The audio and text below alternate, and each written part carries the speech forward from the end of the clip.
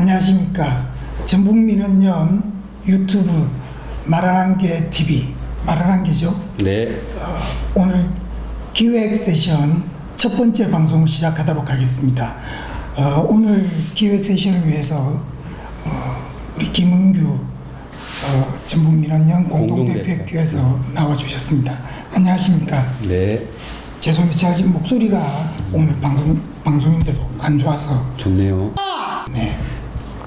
자, 그러면 우리가 기획 세션으로 네. 처음 선정한 것이 친일 언론인들에 대한 이야기죠. 네. 간단하게 내용을 좀 이야기해 주실까요? 내용이라기보다는 먼저 왜 이걸 하는가, 두 가지 측면이 있습니다. 하나는 올해가 2020년이죠. 2020년이 이제 언론사 측으로 보면은 조선일보, 동아일보가 100주년 되냅니다. 그래서 이번 올해 코로나 시기 때문에 걔들도 빚을 못 봤어, 솔직히. 코로나 때문에. 100주년이라고 엄청 자기들끼리 홍보하고 자랑하고 했는데, 그래서 이제 우리 전국 민원연 단위에서도 거기에 대해서 대응하는 피켓팅도 하고 많이 했었잖아요. 어쨌든 100주년이에요. 그래서 얘네들 사실 이제 조선일보가 1920년 3월 5일, 동아일보가 1920년 4월 1일 날 첫 창간이 되죠. 그러면서 100주년이라고 자랑하는데, 그들이 뭐 말로는 민족 언론으로 해왔다라고 얘기를 하고 자기 자칭, 그렇지만 이제 그 실체를 한번 또 들여다봐야 되겠다. 라는 측면도 있고. 네. 그러니까 제가 끊어서 죄송한데, 그 사실 우리가 이 기획을 했을 때는 특히 최근 들어서 우리가 친일 극복에 대한 문제, 이것들이 상당히 큰 사회적 문제로 지금 되고 있지 않습니까? 그죠? 네.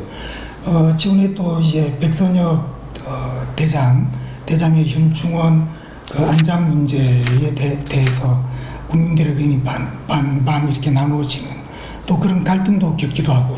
그 문제 갖고 할 말이 많은데, 그건 여기서 건들지 맙시다. 아니, 제 말은 그게 아니고, 그 정도로 이제 우리나라의 지금 이 친일 극복에 대한 문제, 어떻게 친일 청산을 할 것인가, 이것이 가장 큰 화두 중에 하나가 아니겠습니까? 네. 아마 그런 측면에서 지금 대표님께서 말씀해 주시는, 특히 우리가 언론을 다루는 전북민원연이니까, 특히 이 우리나라의 언론인들 중에서 이 친일 언론이라고 생각되는, 우리 사실은 이름만 대충 들어서 알지만 자세한 내용은 잘 모르거든요. 아마 그런 것들을 잘 설명해 주실 것 같은데요. 그런가요? 네, 그렇죠.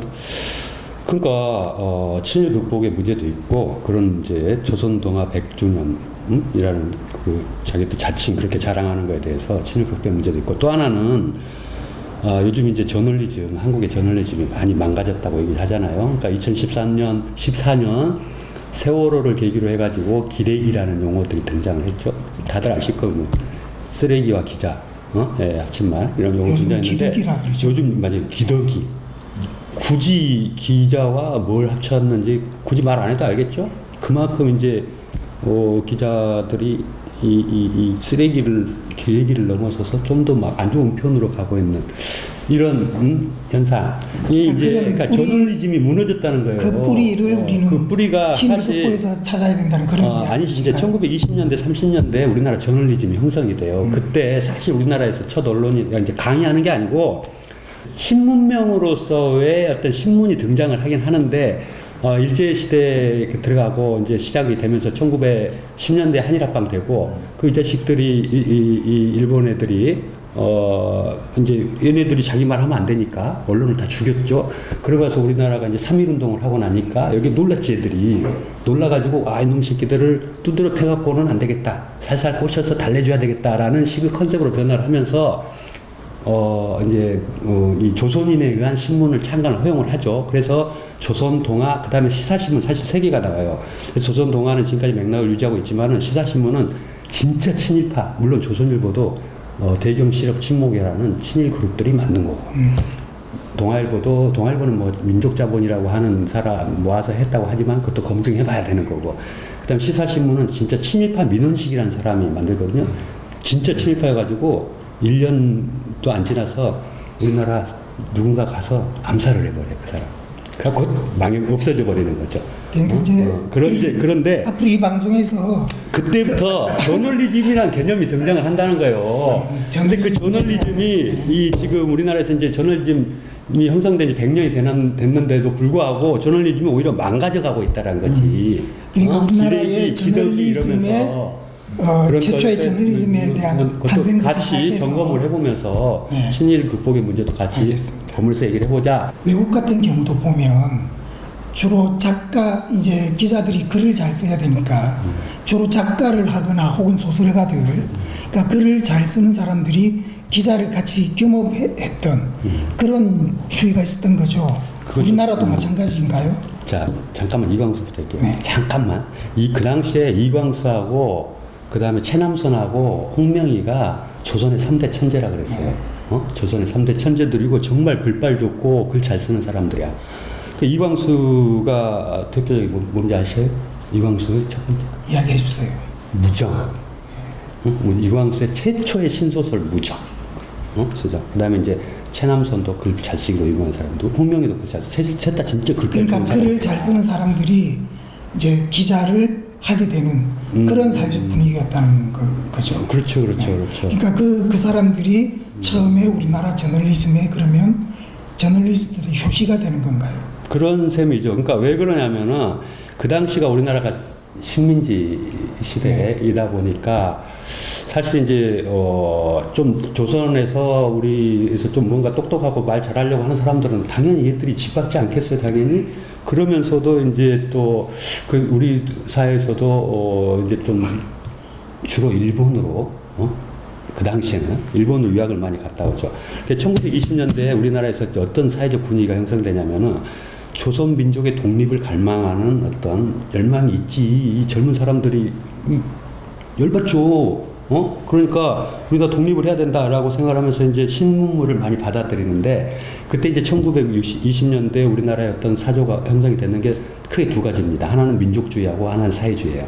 민족주의 그룹과 사회주의 그룹이 되게 이제 자생 쪽으로 신학문을 공부한 그룹도 있고 해외 유학파들, 특히 일본 유학파들이 많았고 그다음에 미국 유학파도 있고. 러시아 그 볼셰비키 혁명하고 연결된 거죠. 1920년대 사회주의가 들어오는 게 러시아 혁명이 성공을 하면서 세계적으로 하나의 어떤 중요한 모범이 되는 것 같기도 하고 흐름이 되는 것 같기도 하고. 우리나라 독립운동도 아마 그 흐름 속에서 이야기가 되는 거죠. 같이 맞물리고 하면서 조선의 독립은 그게 하나의 방법론이다. 라고 생각이 된 거죠. 그러면서 이제 이 언론 신문이라는 것이 생겨나는데 신문이라는 것은 어쨌든 좀 뭘 알고 좀 그 당시에 지식인이라고 하는 사람들이 이제 그 기자로 되고 유입이 되는 거죠. 그러니까 나름대로 초기에 신문사로 들어갔던 사람들은 조선의 독립과 그 다음에 또 그 당시 언론이 이 구한말에서 식민지 시기로 들어가면서 이제 계몽의 시대가 돼요. 계몽. 그래서 독립과 계몽을 열망하는 어떤 염원들이 뭉쳐지고 그다음 지식인들이 그거를 당시 나름 신지식인이었죠. 그렇겠죠. 이 사람들이 들어오면서 이제 언론계로 대거 투입이 되는 거죠. 그러니까 당시의 저널리스트들은 글을 잘 쓰는 문필가들, 창작인들 뭐 이런 사람들이 하나의 저널리스트로서 역할을 하게 되는 지식인의 어떤 신지식, 당시의 모습을 신지식 가지고 있었다. 이제 그런 이제 지식인의 그 소위 그 당시 엘리트들이죠. 그렇죠. 이제 그 흐름이 지금까지 사실은 이어져 왔다. 우리가 그렇게 생각이 되겠죠. 그거는 좀 다른 문제인 것 같은데. 그런가요? 예. 그러면 어쨌든 이런 이야기들을 앞으로 우리가 근데 금방 말씀한 것 중에서 하나만 더 짚고 가자면 그 당시에 그 언론인들에는 문인들이 많았어요. 물론 문인 아닌 사람도 있었는데 문인들이 많았어요. 문인들이 많았던 이유는 말했다시피 그 당시에 이제 그 당시 지식인들은 주로 이제 문필 활동을 많이 했는데 문필 활동을 하다 보면 이게 생계 유지가 잘 안 돼요. 지금도 마찬가지잖아. 생계 유지가 잘 안 돼. 그런데 자기가 글도 발표하고 생계 유지도 해야 되는데 당시에 그나마 사회적으로 뭐 의미 있는 일을 하는 어떤 조직이 생겨나는 거예요. 그게 신문사, 언론 조직이었죠.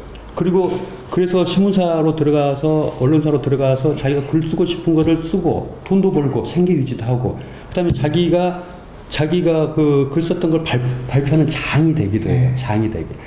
이게 이제 문인들의 요구에 따르면은 상대적으로 신문사 입장에서도 이제 신문이라는 것들이 언론이 막 생겼는데 좀 글을 쓸 줄 아는 애들이 그래도 기자를 해야 될 거 아니에요? 뭐 기자 시험이 있던 것도 아니고. 그러니까 나름대로 소문난 이광수 너 글 잘 쓰네? 이리 와서 좀 해봐. 최남선은 기자라기보다는 최남선은 신문을 만들었던 대표였죠.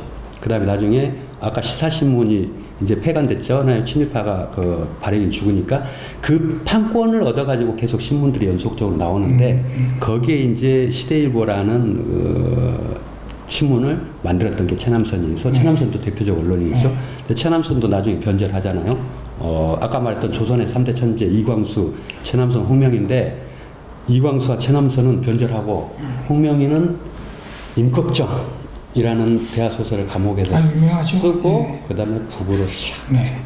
그러니까 그러면 앞으로 이제 이 프로그램에서 김 대표께서 우선 이광수, 최남선, 최만식 최만식은 우리 전북 지역의 군산의 그런가요? 군산 출신이고 지금도 나중에 김재호 대표 최만식 논의할 때 김재호 민족문제연구소 지부장 전북민원 제가 여기 이사가 나올 잠깐 겁니다. 말씀드리면 김재호 그러니까 이사가 항상 열변을 토하는 게 이 군산에서 최만식이 친일문화 그러니까 기자의 대표적 사람인데